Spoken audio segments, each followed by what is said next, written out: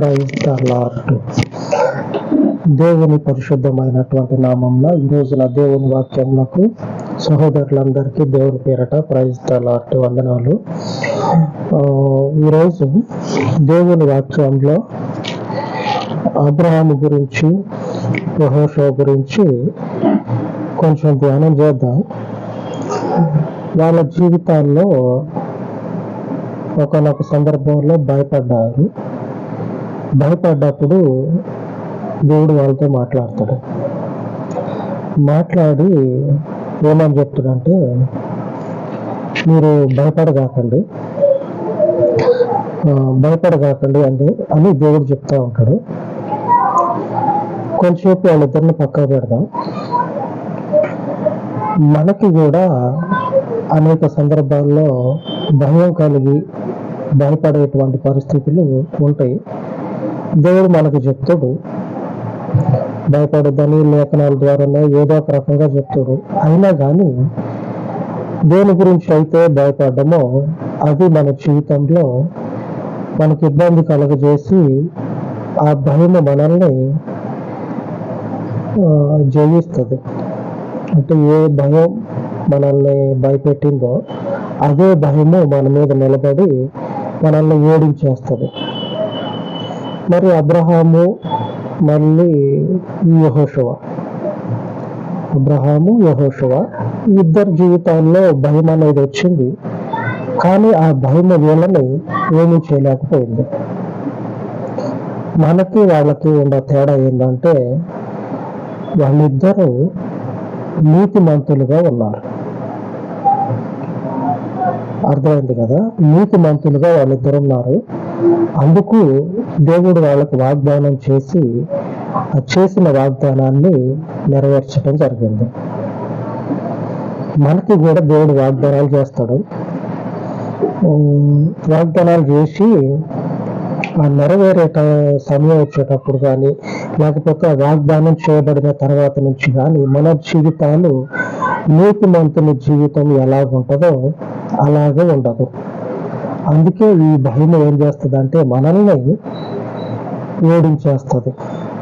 దేవుని వాక్యం మనకు తోడుగా ఉన్నా, దేవుడిచ్చిన వాగ్దానం మనల్ని బలపరిచినా, దేవుడు మనకు తోడుగా ఉన్నా సరే మనము దేవునికి అవకాశం ఇవ్వాలంటే, దేవుని వాక్యము మన జీవితంలో నెరవేరాలంటే నీతిమంతుడు అనేటువంటి ఆ ట్యాగ్ లైన్, నీతిమంతుడు అనేటువంటి ఆ వాక్యం అనేది, ఆ మాట అనేది మన జీవితంలో మనకి అంటుకుపోయి ఉండాలి.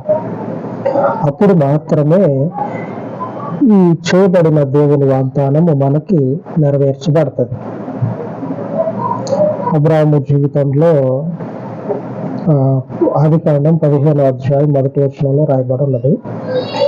ఎక్కడ భయపడ్డాడో, దేని గురించి భయపడతా ఉన్నాడో అని. ఇది జరిగిన తర్వాత యెహోవా వాక్యము అబ్రహామునకు దర్శనమందు వచ్చి, అబ్రహామ భయపడకము, నేను నీకు కేడము, నీ బహుమానము అత్యధికమగునని చెప్పాను. అంటే అర్థం ఏంటంటే, నువ్వు భయపడగాక అబ్రహాము, నువ్వు భయపడగాకు, నీకు కలిగే సంతానము విస్తరించుకుపోతుంది అని అర్థం. ఒకసారి ఆలోచన చేస్తే, దేవుని స్నేహితుడని పిలువబడినటువంటి అబ్రహాము దేవుని చేతనే బలపరచబడతా ఉన్నాడు. అది కాకుండా ఎంతగా భయపడిపోయి ఉన్నాడో ఒకసారి ఆలోచన చేస్తే మనకు తెలిసిపోతుంది. ఎందుకంటే దేవుడు వచ్చి చెప్తేనే కానీ ఆ భయాన్ని విడిచిపెట్టిన మనుషుడు కాదు. కొన్ని సందర్భాల్లో మనకి తెలిసినటువంటి వాళ్ళు బలహీనతలో ఉంటే ధైర్యపరిస్తే ధైర్యం తెచ్చుకుంటారు. కానీ అబ్రహాముకి ఎవరు చెప్పినా సరే ఆ భయాన్ని విడిచిపెట్టలేకపోతా ఉన్నారు. మరి ఎంతగా కింద మీద అయ్యి, ఎంతగా తల్లకిందులయ్యి, ఎంతగా ఆ విషయం గురించి ఆలోచన చేసి, ఎంతగా ఆ మాటని పదే పదే ధ్యానం చేసుకుంటా తిండి తిప్పలన్నిటినీ కూడా మానేసి ఆ దేవుని వాగ్దానం కాకుండా ఆయనకున్నటువంటి ఆ భయం వైపే రోజులు గడుపుతా ఉన్నాడో చూడండి. ఈ దేవుడు వచ్చి పనిగట్టుకొని దేవుడు వచ్చి చెప్పేంత వరకు కూడా అబ్రాహాము భయపడుతూనే ఉన్నట్లు రాయబడి ఉన్నది.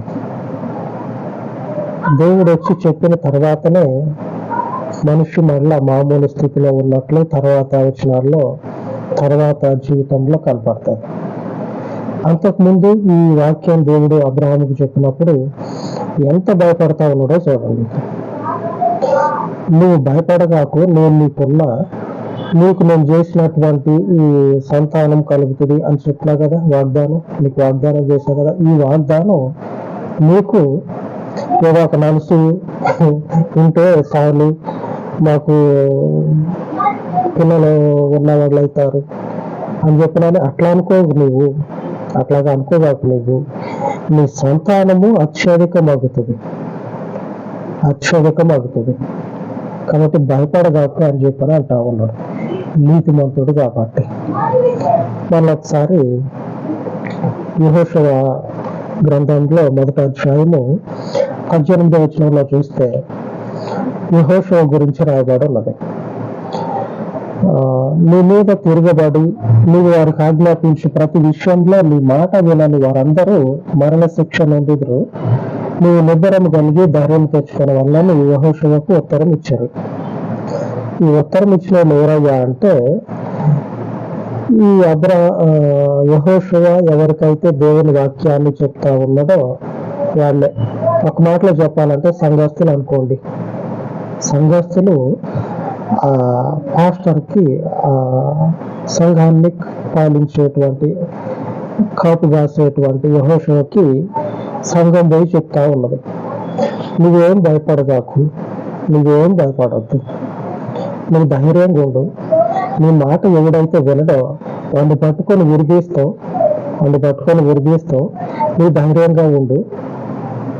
నీ మాటను మేము వింటాం, నువ్వు చెప్పినట్లుగా మేము నడుచుకుంటాం అని ఈ యెహోషువకి ఇశ్రాయేలీయులు చెప్తా ఉన్నారు. ఒకసారి ఆలోచన చేయండి. యెహోషువ ధైర్యపరచాల్సింది సంఘాన్ని, దేవుని వాక్యాన్ని సంఘానికి చెప్పి సంఘాన్ని ధైర్యపరచాలి, దేవుని సమాజాన్ని. కానీ దేవుని సమాజమే యెహోషువకి ధైర్యపు వచనాలు చెప్తా ఉన్నారు. ఎందుకు చెప్తా ఉన్నారు? భయపడిపోతా ఉన్నారు. భయపడిపోవటం అనేది శరీరానికి సాధారణమైన లక్షణం అనుకోవాలి. సాధారణం. నేను బలవంతుణ్ణి, నన్ను ఏం చేయలేరు, నేను ధైర్యవంతుణ్ణి అని ఎవరు చెప్పినా కానీ అస్సలు పట్టించుకోవద్దు. సముద్రంలో నీరే ఉంటది, మరి ఇంకేది ఉండదు. అలాగనే మనిషి శరీరంలో భయం ఉంటది. భయం ఖచ్చితంగా ఉంటది. మనిషి శరీరం దేవుడు అలాగే పెట్టిండు. మరి దేవుడిని విసర్జించి తిరిగితే దేవుడికి పెట్టాలి కదా, అట్లాగే పెట్టిండు. మొదటి మనుషుడు చేసినటువంటి అపరాధాన్ని బట్టి. కాబట్టి యెహోషువకి ధైర్యాన్ని చెప్తా ఉన్నారు వీళ్ళు. ఇంతగా భయపడిపోతా ఉన్నాడు. భయపడిపోతా ఉంటే వీళ్ళేం చేస్తా ఉన్నారంటే, నువ్వేమి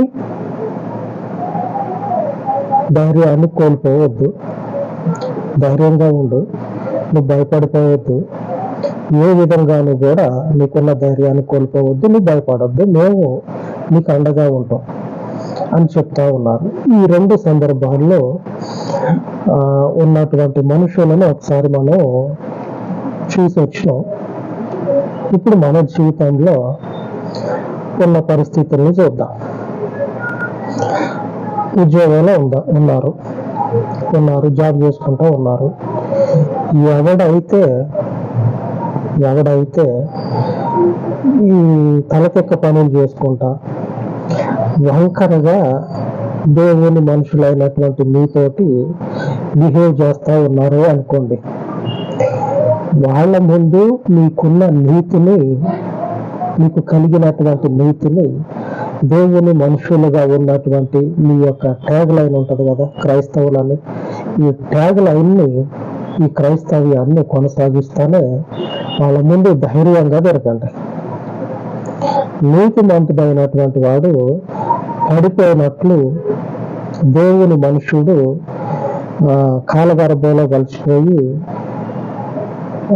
గుర్తులేదు మర్చిపోయిన అనేటువంటి పరిస్థితులు పవిత్ర లేఖనాల్లో ఆయన ప్రజల జీవితాన్ని ఎక్కడా కూడా లేదు. పవిత్ర లేఖనాల్లో ఎక్కడా లేదు. దేవుని నీతిమంతులు లోకంలో కలిసిపోయి కాలగర్భంతో పాటు చెట్టుకొకళ్ళు పుట్టుకొకళ్ళుగా కొట్టిపోయారని చెప్పనని ఎక్కడ రాయబడలా. నీతిమంతులైనటువంటి వాళ్ళు దేవుని ప్రజలు వారి శత్రువుల ముందే వాళ్ళని నామరూపాలు లేకుండా చేసి వాళ్ళ బలమైనటువంటిది ఏదైతే ఉంటుందో వాటిని పడగొట్టి ఈ దేవుని ప్రజలు అక్కడ నిలబడినట్టు రాయబడినది. మీరు కూడా నిలబడతారు. నీతిమంతులుగా నిలబడినప్పుడు మీరు కూడా నిలబడతారు. భయం అనేది సహజం.